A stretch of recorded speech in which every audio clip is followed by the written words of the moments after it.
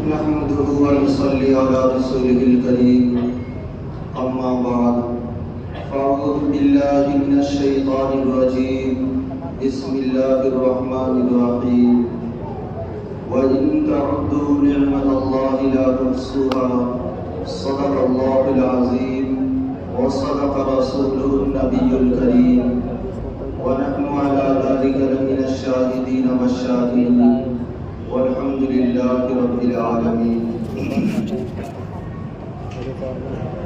محترم بزرگوں اور دوستوں، دینی بھائیوں، اللہ تبارک و تعالی نے ہم لوگوں کو اس مبارک مہینے کے اندر اتنا اچھا موقع عنایت فرمایا ہے کہ اگر کوئی انسان اپنی پوری زندگی دنیا کی اور آخرت کی زندگی دونوں کو سنوارنا چاہے تو سنوار سکتا ہے۔ اللہ تبارک و تعالی کی طرف سے انسانوں کے لیے یہ بہت ہی بڑی نعمت ہے۔ بڑے ہی خوش نصیب ہیں وہ لوگ جن لوگوں کو اللہ پاک نے یہ توفیق دی کہ اس مبارک مہینے کی قدر کی، پابندی کے ساتھ روزہ رکھا، راتوں کی تراویح کی پابندی کی اور بھی بقیہ دوسرے گناہوں سے اپنے آپ کو بچاتے رہے۔ یقیناً ایسے لوگوں کو اللہ پاک ضرور معاف فرما دے گا، اس لیے کہ حدیث پاک کے اندر آقا مدنی جناب محمد رسول اللہ صلی اللہ علیہ وسلم نے فرمایا کہ جب رمضان المبارک کا مہینہ شروع ہوتا ہے اور اس مہینے کی پہلی رات ہوتی ہے تو جنت کو خوشبوؤں سے سنوارا جاتا ہے اور ایک ہوا چلتی ہے جس کا نام مسیرہ ہے۔ اللہ کے پیارے حبیب جناب محمد رسول اللہ صلی اللہ علیہ وسلم نے فرمایا کہ جنت کے اندر اس ہوا کے چلنے کی وجہ سے جنت کے درختوں کے پتے ہلنے لگتے ہیں اور دروازے میں جو حلقے بنے ہوئے ہیں وہ آپس میں بجنے لگتے ہیں۔ جیسا کہ ہمارے یہاں بھی ہوائیں چلتی ہے، درختے بھی ہلتے ہیں اور زیادہ تیز اگر ہوا ہوتی ہے تو دروازے کھڑکیاں جو کھلی ہوئی ہوتی ہے وہ بھی آپس میں ٹکرا کر کے بجنے لگتے ہیں، اور اس ہوا کے اندر اتنی سریلی آواز ہوتی ہے کہ اس آواز کو اس سے پہلے کسی نے نہیں سنی۔ اس دنیا کے اندر جب آندھی چل جائے، تیز ہوا چلنے لگے تو جو آوازیں ہوا کے اندر نکلتی ہے وہ خوفناک ہوتی ہے، ڈراؤنی ہوتی ہے، اور زیادہ تیز اگر چل جائے تو انسان ڈر جاتا ہے۔ اللہ کے پیارے حبیب جناب محمد رسول اللہ صلی اللہ علیہ وسلم نے فرمایا کہ جب یہ جنت کے اندر ہوا یہ چلتی ہے تو اس سے ایک ایسی سریلی آواز نکلتی ہے کہ جس آواز کو سن کر کے سارے کے سارے وہاں بالکل مست ہو جاتے ہیں، اور اس آواز کے اندر عجیب و غریب کشش ہوتی ہے، دل کو کھینچنے والی آواز ہوتی ہے۔ ان آواز کو سن کر جنت کی حوریں اپنے بالا خانوں سے نکل کر باہر آتی ہے، جنت کے خوشنما منظر کو جب دیکھتی ہے تو جنت کے داروغہ رضوان سے پوچھتی ہے کہ آخر یہ کون سی رات ہے کہ جنت کو اس طریقے سے سجائی گئی اور جنت کا اتنا خوشنما منظر ہے؟ تو وہ جنت کے داروغہ رضوان کہتے ہیں کہ آقا مدنی جناب محمد رسول اللہ صلی اللہ علیہ وسلم کی امت کے روزے داروں کے لیے اس جنت کو سجائی گئی ہے۔ اس کے بعد وہ حوریں یہ آواز لگاتی ہے کہ ہے کوئی ایسا شخص جو مجھ سے منگنی کر لے اور اس رمضان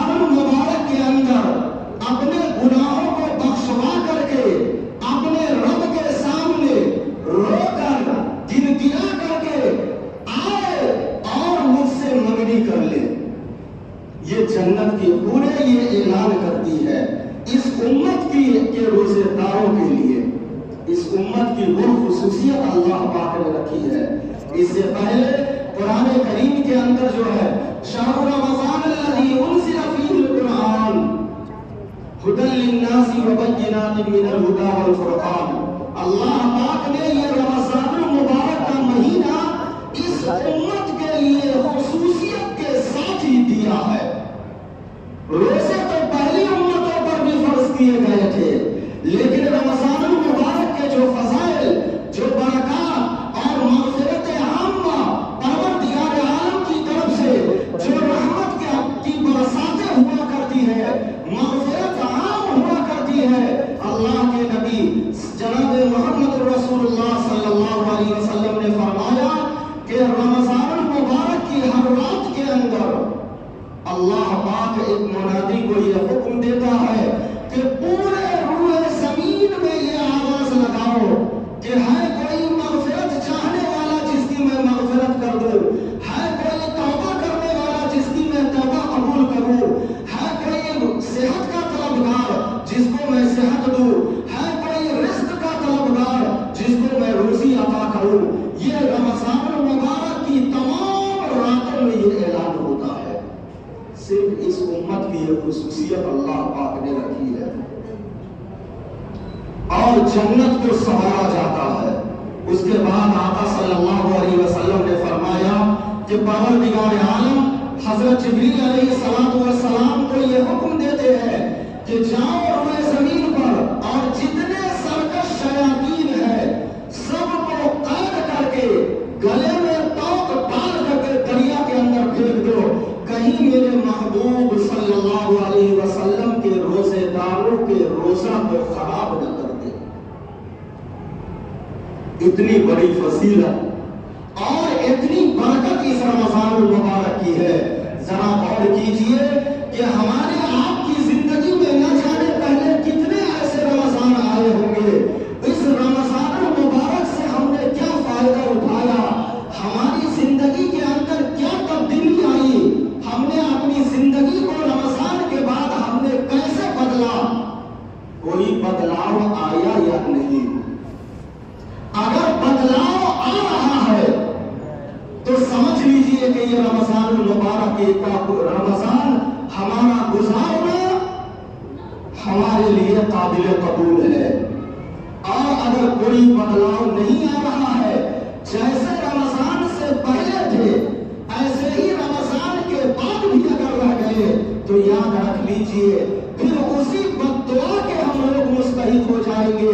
جو حدیث بہت ہی مشہور ہے، آپ نے پڑھا بھی ہوگا اور سنا بھی ہوگا کہ ایک مرتبہ آقا صلی اللہ علیہ وسلم مسجد کے اندر تشریف لائے اور صحابہ کرام سے فرمایا کہ ممبر کے قریب ہو جاؤ.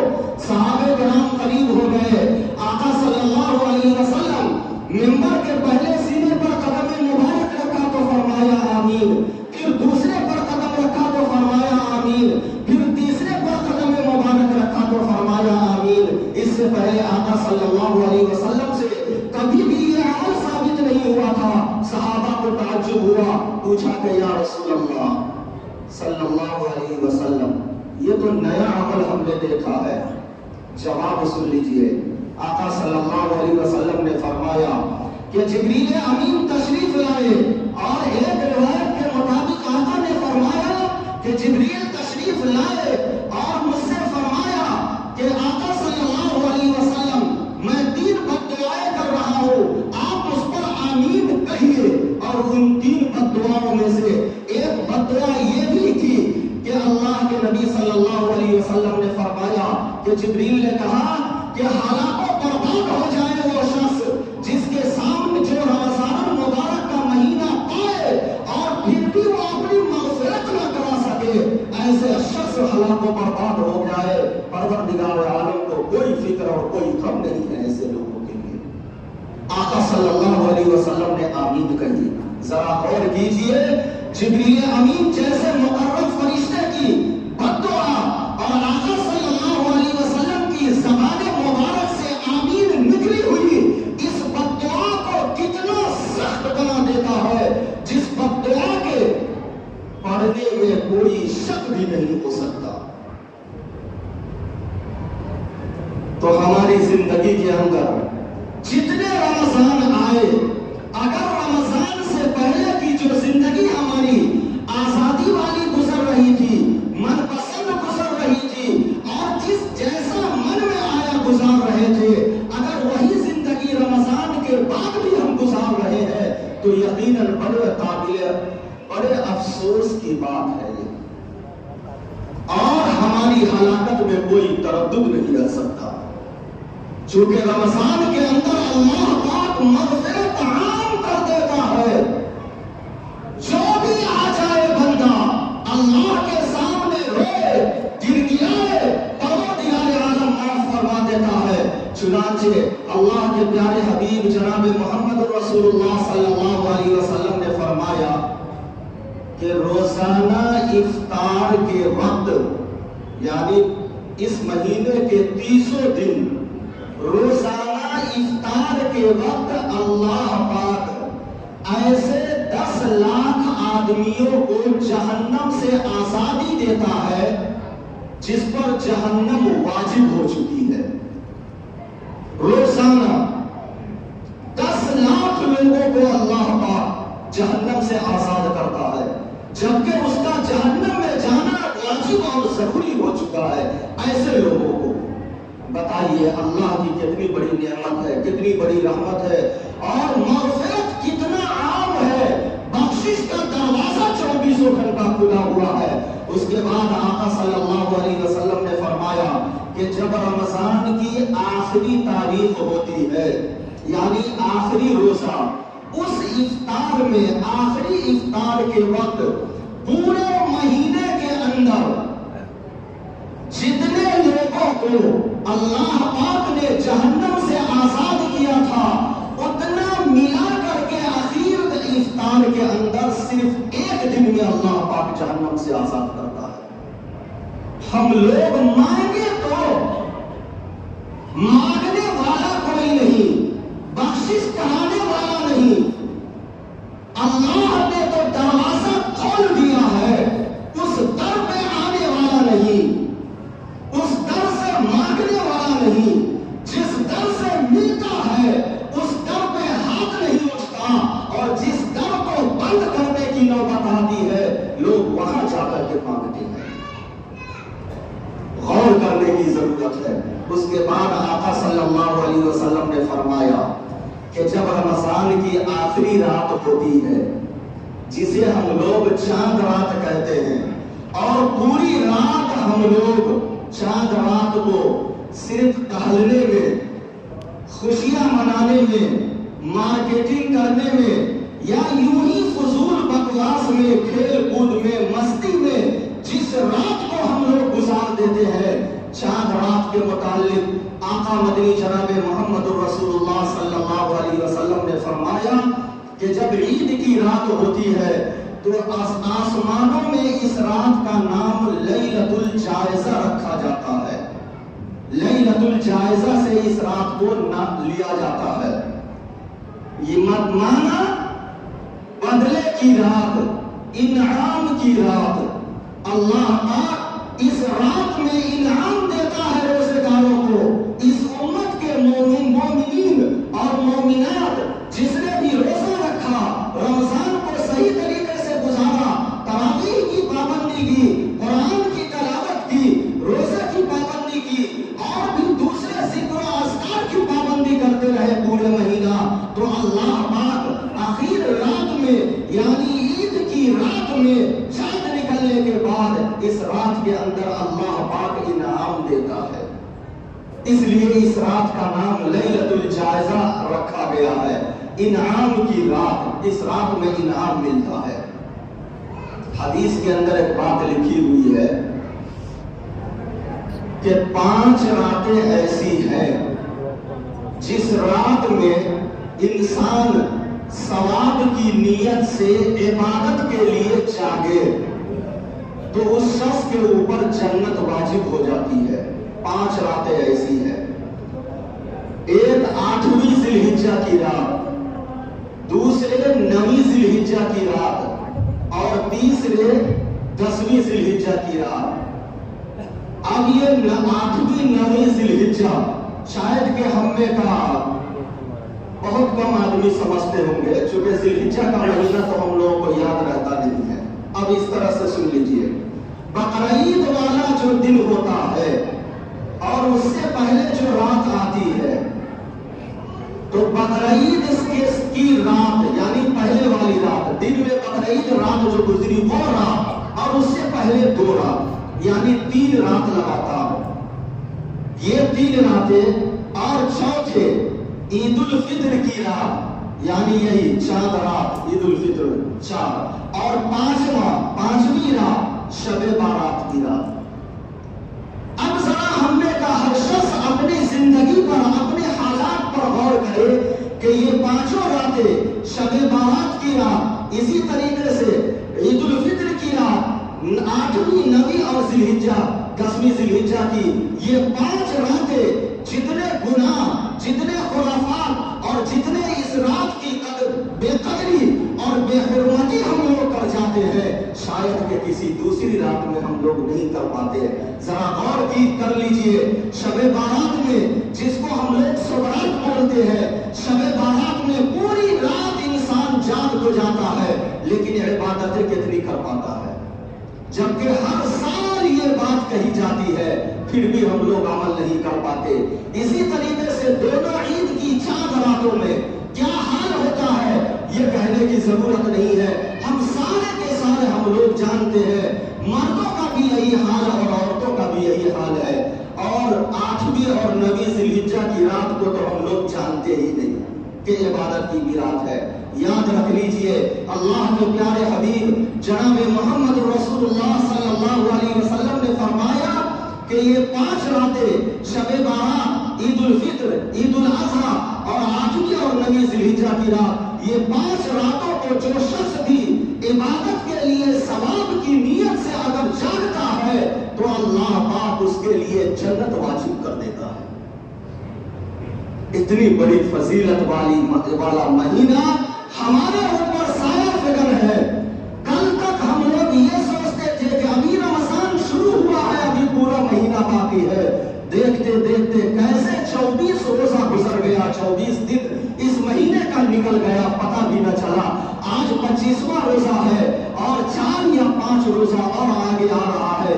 ये भी रमजान हमारी जिंदगी के पहले रमजान की तरह से आया और गुजर जाएगा।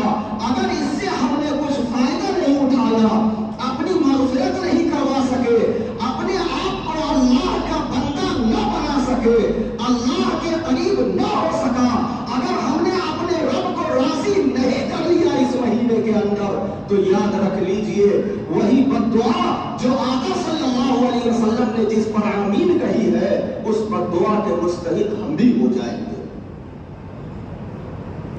आज इस महीने का आखिरी जुमा है जिसे अलविदा जुमातुल विदा कहते हैं। असल अलविदाई जुमा जो हम लोग बोलते हैं, इसका कुरान और सुन्नत के अंदर, हदीस के अंदर कोई तस्करा नहीं है, इसकी कोई असलियत नहीं है।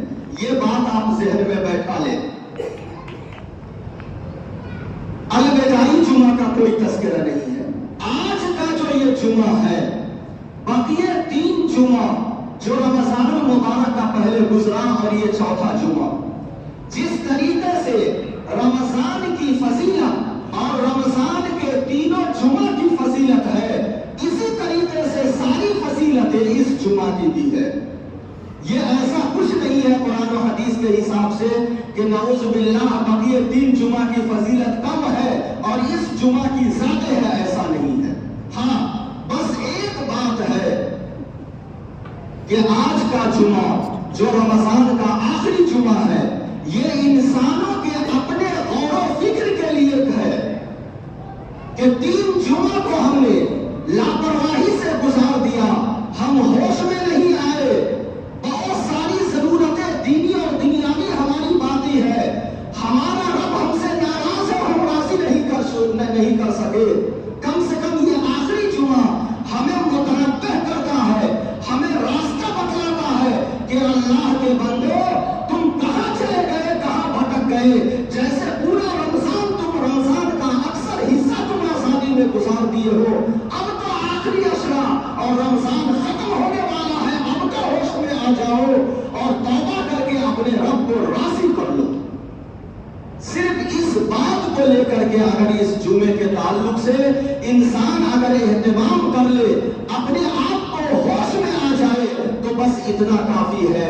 وگرنہ یہ بات آپ ذہن میں رکھیں کہ جس طریقے سے رمضان کے بقیہ 3 جمعہ فضیلت برکت کے اندر ہے، برکتیں ہیں، ساری چیزیں ہیں، اسی طریقے سے اس جمعہ کی بھی فضیلتیں اور برکتیں ہیں، الگ سے اس کی کوئی فضیلت نہیں ہے۔ بس یہ ہے کہ اب جو یہ رمضان کا مہینہ ختم ہونے والا ہے، جو چند دن باقی ہے، ان چند دنوں کو کی ہم لوگ قدر کر لیں۔ یہ اللہ کی طرف سے بڑی نعمت ہے، اللہ کی طرف سے تو بے شمار نعمتیں ہم لوگوں پر ہے۔ وَإِن تَعُدُّوا نِعْمَتَ اللَّهِ لَا تُحْصُوهَا، انسان گنتی بھی کرنا چاہے تو گن نہیں سکتا ہے، اتنی نعمتیں ہیں۔ تو کم از کم جن نعمتوں کو، جو نعمتیں ہم جانتے ہیں، سمجھتے ہیں، سنتے ہیں، اس کی تو قدر کر لے۔ یہ مہینہ ہمارے لیے بڑی قدر کی ہے، بڑی نعمت ہے اللہ کی طرف سے۔ اس کے بعد آقا صلی اللہ علیہ وسلم نے آگے فرمایا کہ جب آخری رات ہوتی ہے تو اس رات کا نام آسمان میں لیلۃ الجائزہ، انعام کی رات رکھا جاتا ہے۔ اس کے بعد آقا صلی اللہ علیہ وسلم نے فرمایا کہ جب عید کی صبح ہوتی ہے تو اللہ پاک فرشتوں کو یہ حکم دیتے ہیں کہ جاؤ پورے روئے زمین پر پھیل جاؤ۔ فرشتوں کی جماعت اس روئے زمین پر اترتی ہے، اور حدیث کی کتابوں میں لکھا ہوا ہے، آقا صلی اللہ علیہ وسلم نے فرمایا کہ کوئی شہر، کوئی گاؤں، کوئی بستی، کوئی راستہ، کوئی گلی ایسی نہیں ہے جس گلی کے دونوں کناروں پر فرشتے لائن لگا کر کے کھڑے ہو جاتے ہیں اور امت محمدیہ صلی اللہ علیہ وسلم کا استقبال کرتے ہیں۔ اور وہ فرشتے یہ آواز لگاتے ہیں کہ اے امت محمدیہ صلی اللہ علیہ وسلم، تم جاؤ اور اپنے گھروں سے نکلو، اللہ تبارک و تعالیٰ کی بارگاہ میں جاؤ، یعنی عید کی نماز جہاں ادا کرنا ہے، تم اللہ کے بارگاہ میں جاؤ اور وہاں جا کر رو گنگناؤ۔ آج کے دن تم جو مانگو گے پروردگار عالم عطا کرے گا، جو تم چاہو گے اللہ پاک وہ تمہیں دے گا، تمہارے دل کی تمناؤں کو اللہ پورا کرے گا۔ ہاتھ اٹھا کر کے، رو کر کے، گنگنا کر کے پروردگار عالم سے مانگو، پروردگار عالم تمہاری تمناؤں کو پورا کرے گا۔ حدیث کے اندر یہ لکھا ہوا ہے، یہ فرشتے آواز لگاتے ہیں اور راستے کے دونوں کنارے پر کھڑے رہتے ہیں، مرحبا، خوش آمدید، ویلکم فرشتے کہتے رہتے ہیں۔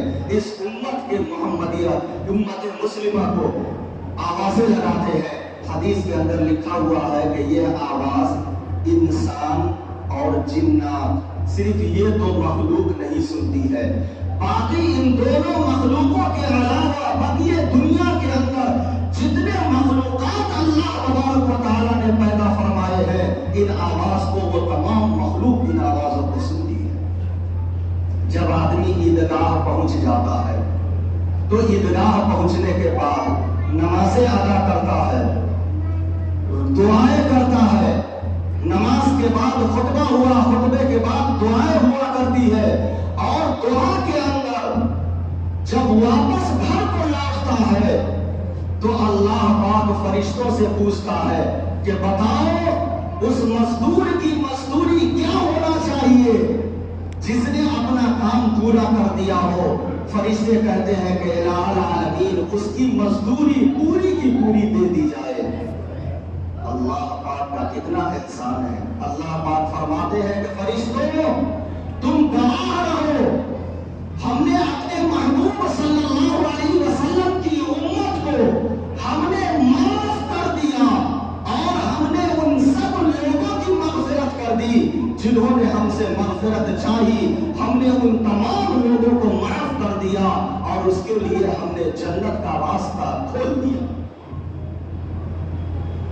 جب انسان عیدگاہ سے لوٹتا ہے تو وہی فرشتے جو راستے کے کنارے پر کھڑے ہوتے ہیں، فرشتے کہتے ہیں مرحبا، جاؤ اب تم سب کے سب اپنے گھروں کو لوٹ جاؤ، اس حال میں کہ تم سب کے سب بخشے بخشائے ہو، اب جاؤ اپنی عید کی خوشیاں مناؤ، اپنے گھر کی طرف لوٹ جاؤ۔ اتنا بڑا انعام اللہ تبارک و تعالی نے ہماری زندگی کے اندر مرحمت فرمایا ہے۔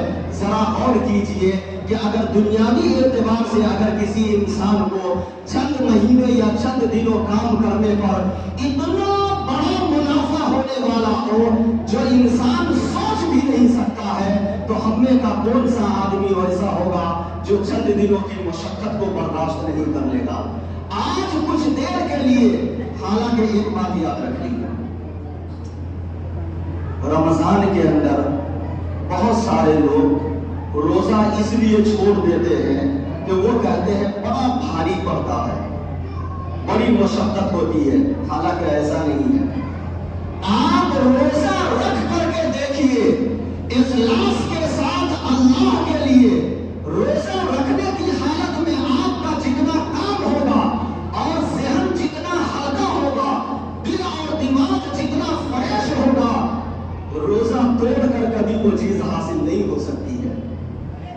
اسی طریقے سے لوگ تراویح چھوڑ دیتے ہیں، کیوں؟ اب دن بھر روزہ رکھا، شام کو افطار کیا، بدن لڑکھڑانے لگا اور تراویح چھوڑ دیا۔ آپ تراویح پڑھ کر کے دیکھیے، آپ کا جسم اتنا ہلکا ہوگا، دماغ میں اتنا سکون پہنچے گا، آپ کی زندگی کے اندر وہ سکون حاصل ہوگا جو کبھی اس سے پہلے آپ نے سکون نہیں پایا ہوگا۔ ذرا غور کیجئے، کہیں ایسا بھی ہوا ہے، ایک بات میں آپ کو بتلا رہا ہوں، انسان کو ہر ایک کو ایک دوسرے سے محبت ہوتی ہے، کسی نہ کسی سے قلبی محبت ہوتی ہے۔ جب انسان اس کے پاس پہنچتا ہے تو دل دماغ جسے پورا سکون حاصل ہوتا ہے، مل جاتا ہے۔ اللہ پاک اپنے جس بندے سے محبت کرے اور جو بندہ اللہ کی بات مان کر کے عبادتوں کے لیے نکلے، دن کو روزہ رکھے، رات کو تراویح پڑھے، تہجد پڑھے، قرآن کی تلاوت کر لے، نوافل کا اہتمام کر لے، دن میں اپنا کام کرے، کیا پروردگار عالم اس کو ضائع ہونے دے گا؟ کبھی نہیں۔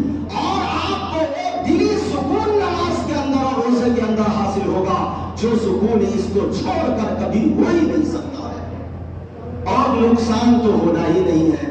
ذرا آپ لوگوں نے کبھی دماغ پر غور کیجئے گا، کتنے آدمی ایسے ہیں دنیا کے اندر جو نماز پڑھنے کی وجہ سے مر گئے ہو، یا روزہ رکھنے کی وجہ سے مر گئے ہو، یا اور کوئی عبادت کرنے کی وجہ سے مر گئے ہو۔ موت برحق ہے، آنا ہے، کوئی نہ کوئی بہانے اور ذریعے سے آنا ہے، اور ہر ایک کی آنی ہے، ہماری بھی، آپ کی، سب کی، مگر سبب نماز بنی ہو یا روزہ بنا ہو یا اور کوئی دینی عبادت سبب بنا ہو، ایسا ہو ہی نہیں سکتا ہے۔ اگر نماز سبب بن جائے گا ساری مسجد خالی ہو جائے گی، اور ایسا ہو ہی نہیں سکتا ہے۔ اللہ کے لیے عبادت کرے، اور اگر وہ عبادت موت کا سبب ہو جائے، ایسا ہو ہی نہیں سکتا ہے،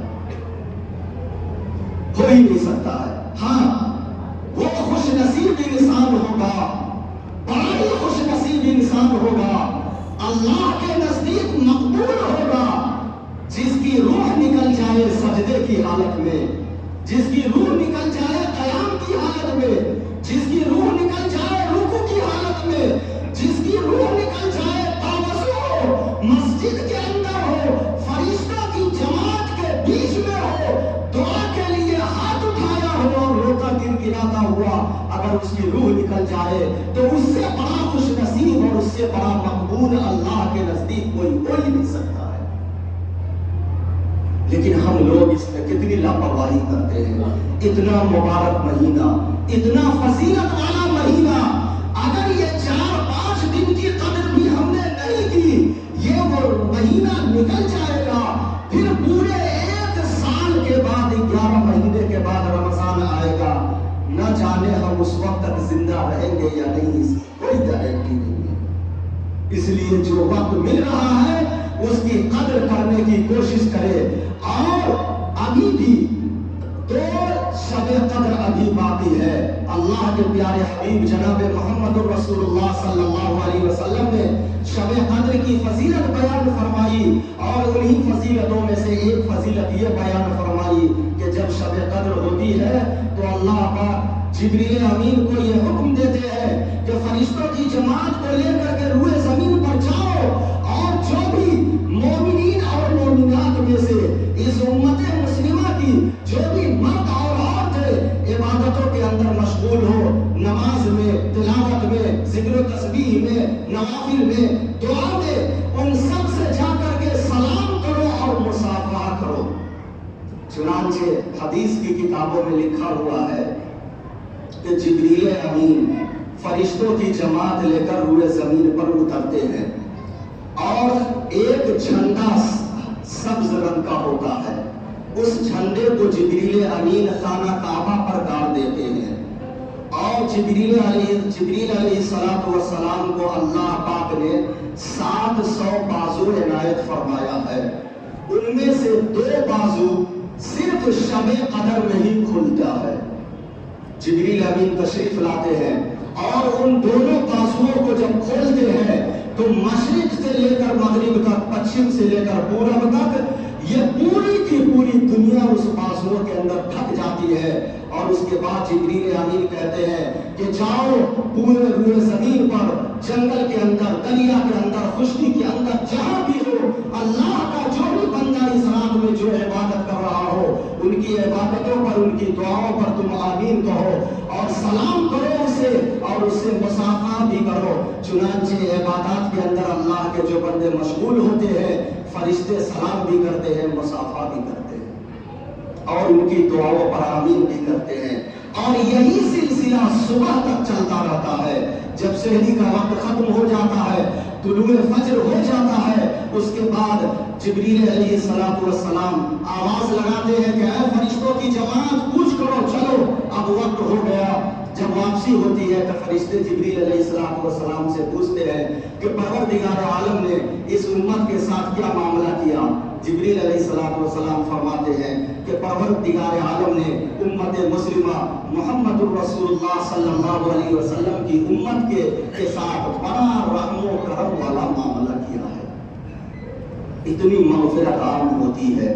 ہم لوگ ذرا غور کریں، تنہائی میں بیٹھ کر کے چند منٹ کے لیے سوچیں کہ پروردگار عالم نے اتنی بڑی نعمت جو ہمیں دی ہے، پورے 1 مہینہ والے نعمت، جس میں سے 24 دن گزر کر آج 25واں دن ہے، ابھی بھی 4 یا 5 دن باقی ہے.